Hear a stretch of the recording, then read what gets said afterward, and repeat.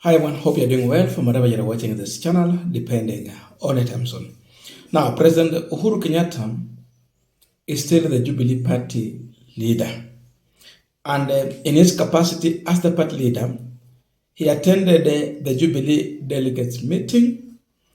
And in that meeting, Uhuru used the opportunity to address the serious concern that Kenyans are facing as of now.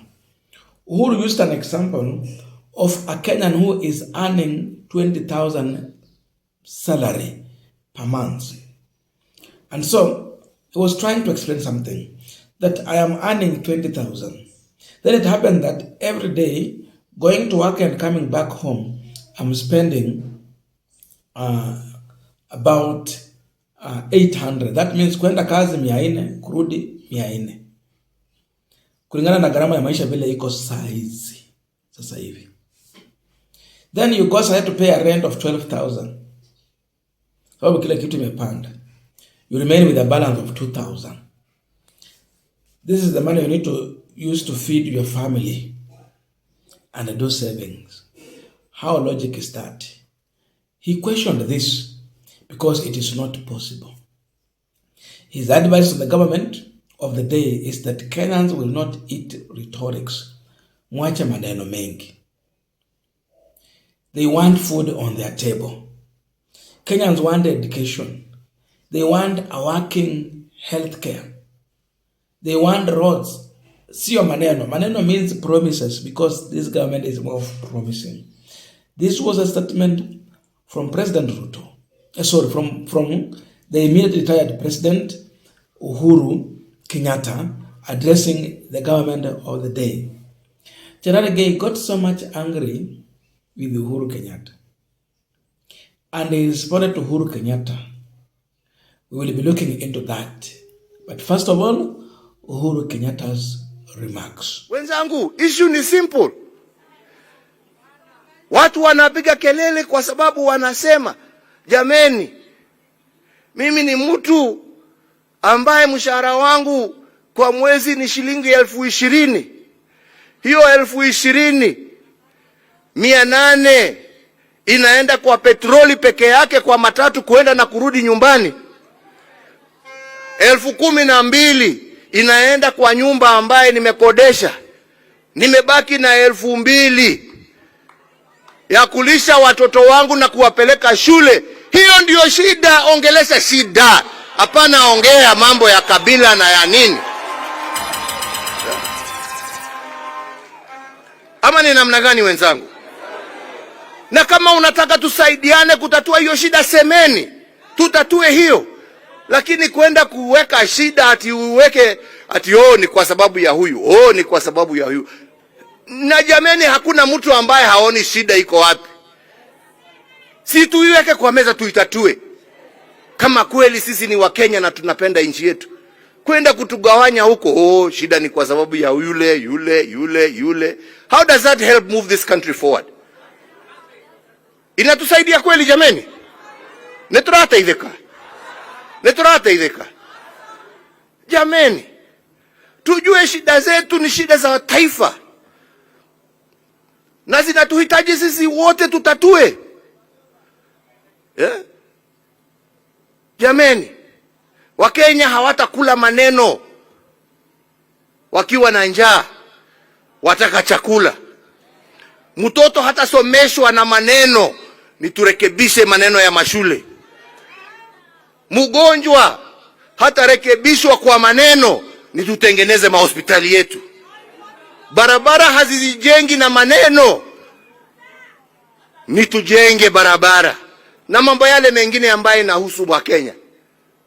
Na mambo haya haina kabila, haina rangi, haina dini, haina lolote, yahusu kila Mkenya pahali popote ulipo jameni. Now, I want to take you to the response from the majority leader in the Senate, Aaron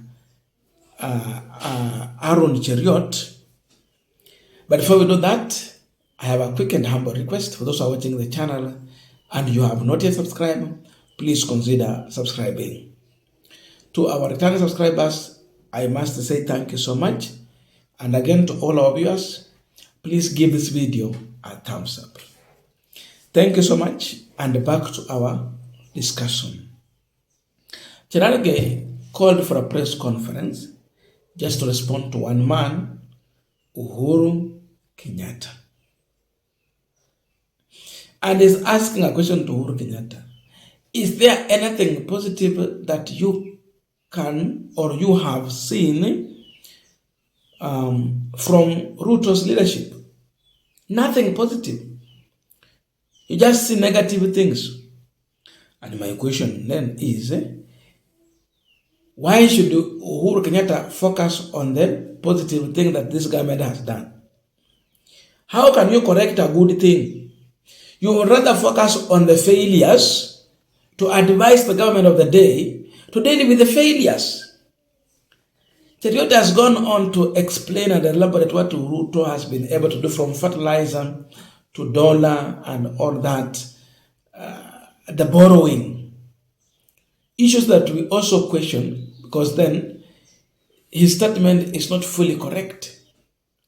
But this is his response with a lot of anger. If you look in his face, a lot of anger and so much emotion in attempt to respond to Uhuru Kenyatta's statement. Nimemuona Uhuru Kenyatta akiongea. Naangalia Uhuru. Let me ask you, because pengine mara nyingine ninaambiwa ninasema maneno ambaye haifai. Niko na swali moja tu kwa Uhuru. Kuna kitu mzuri umewahi kuona William Ruto amefanya Kenya hii? Kuna kitu yoyote umewahi? Because every time you take the microphone, my brother and our former president, you speak as if when you were president we used to live in heaven. Maybe you don't know. We equally suffered when you were president. Let me tell you, things were terrible before you became president. Let me inform you, President Uhuru Kenyatta. Farmers used to buy fertilizer at 7,500 shillings when you were president. Today, when William Ruto is president, they are paying 2,500. Let me inform you, President Uhuru Kenyatta, because you may not know. When Kenyans used to be unwell during your days, and you had NHIF as the only public insurance provider, when you went to hospital, the only thing NHIF could pay for was 1,400 for bed capacity. Today, you can meet more than 10 million Kenyans who have walked into a hospital, both public and private, and have had their bills either partially or fully paid for by SHA. That is the work of William Ruto, let me tell you, my friend. Let me inform you that when you're president, the dollar had gone all the way to 170 shillings. Today, it has been stabilized because of the good work. When President Mwai Kibaki handed over this country to you, the debt was at 1 trillion. You left it at 10 trillion. In fact, the problems that we are facing today, this economic hardship that you are saying Kenyans are facing, it is because of your illegal borrowing, money which we cannot see even what you did. In fact, I am tempted to believe what the former Auditor General Ouko once alleged in 2015, that money never made its way to Kenya, that it was banked into private accounts in Panama, where you and those like you have private accounts. Then you dare come back to us today and say Kenyans are facing hardship. If you know Kenyans are facing hardship, Mr. Uhuru Kenyatta, bring back the money that you stashed abroad into this economy and things will become better. Wacha maneno ya kutusomea kila siku. Ni kama tulikuwa tunalamba asali na maziwa wakati ulikuwa rais. Maisha yalikuwa ngumu hata kushinda hii ya saiban. Ni vile tu wewe uko unajua. Aaron Cheriot has told us that Ruto reduced the fertilizer price from the higher it was to 2,500. It is true there is subsidized fertilizer, but people have been questioning the quality of that fertilizer. To some extent, there was an attempted impeachment of the former CS for Agriculture, Mithika Linturi, because it was discovered that they were supplying stones, fake fertilizer to farmers as they get money from the farmers. So what the government of the day should know that is that Kenyans are still questioning this fertilizer. The quality of the fertilizer. It's like you are coming to sell stone to the people and taking money from them. So there is that feeling among Kenyans. Umekuja kutuibia, unatuuzia mbolea mbaya, unaiba pesa zetu. That is how they see this government. That's number one. He has said that SHA is working. Many people are still questioning SHA. A lot of people. And there is not that much really bigger difference from SHA and NHIF if you really have been able to have SHA and NHIF. Just small changes. So it is not yet even well embraced by everyone on the issue of SHA. Bado watu wanafikiria. The issue of dollar versus the shilling.